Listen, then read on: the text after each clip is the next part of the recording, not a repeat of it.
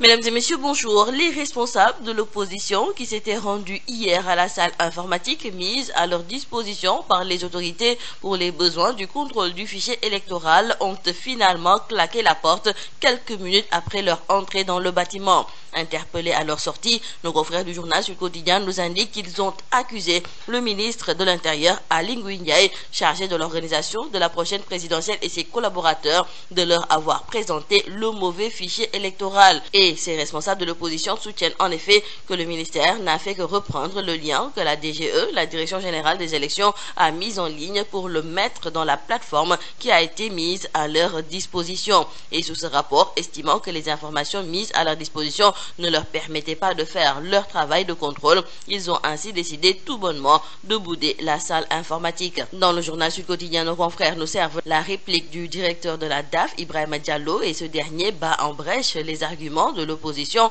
non sans affirmer que ce que voulait Oumar Sarr et compagnie, ce sont les numéros d'identité CEDEAO qui ne sont pas dans le fichier parce que ce sont ces numéros qui entrent en ligne de compte pour le parrainage. Et si ces numéros sont mis à leur disposition, l'opposition n'aura plus besoin d'aller chercher des parrains chez les électeurs. Donc retenons avec nos confrères du journal La Tribune que concernant le contrôle du fichier électoral, l'opposition a tout simplement boudé. D'ailleurs, nos confrères du journal Vox Populi ajouteront que l'opposition sera dans la rue. Le Front de résistance nationale va marcher le 29 novembre prochain et assiéger le ministère de l'Intérieur le 6 décembre pour avoir accès au bon fichier. Ce qui fait dire à notre confrère Hassan Samb du journal Rewmi Quotidien que c'est le retour à la case départ, car la suspicion qui pesait sur le fichier électoral est restée la même et l'incompréhension et le manque de dialogue continuent ainsi à persister entre opposition et pouvoir. L'opposition mène aussi une autre bataille, mais cette fois-ci à l'Assemblée nationale, car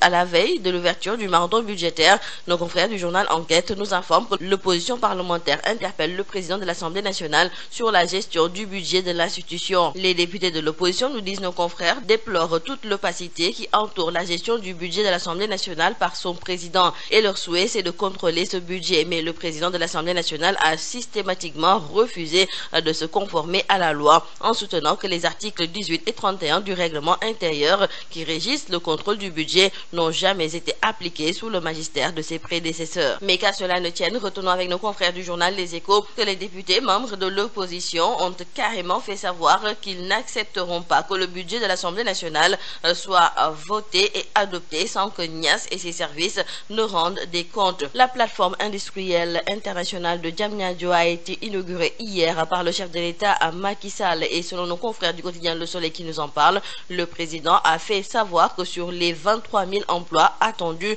plus de 1000 sont déjà créés. 1000 travailleurs dont la majorité est constituée de femmes, et il s'agit à la fois de travaux de métiers hautement qualifiés mais également de métiers dont la formation se passe sur place, ce qui permet de répondre aux besoins divers d'emploi, a affirmé le président de la République. Dans le journal L'Observateur, nos confrères sont revenus sur cette houle dangereuse constatée dernièrement, et nos confrères nous indiquent que 9 mois après avoir ravagé la langue de Barbarie à Saint-Louis en février dernier, la houle a encore fait des dégâts, et cette fois-ci ce n'est pas uniquement la région de Saint-Louis qui a subi la furie des vagues, mais la localité de Kayar a aussi connu son lot de désolation. Une situation qu'a déploré Cheikh Bamba Dièye, ancien maire de la vieille ville, et pour le leader du FSD/BJ, ce qui se passe dans la langue de Barbarie qui va de Saint-Louis jusqu'à Kafountine en Casamance est une résultante des changements climatiques. Donc il faut développer de la résilience par rapport à ce phénomène pervers, et de ce point de vue, il déclare que si rien n'est fait, il y aura plusieurs morts. Et pour Cheikh Bamba Dièye, il suffit que l'État du Sénégal se soucie un tant soit peu de la sécurité de ses citoyens. Terminons par le sport. Dans le quotidien Record, nos confrères nous indiquent que Sadio Mané a remporté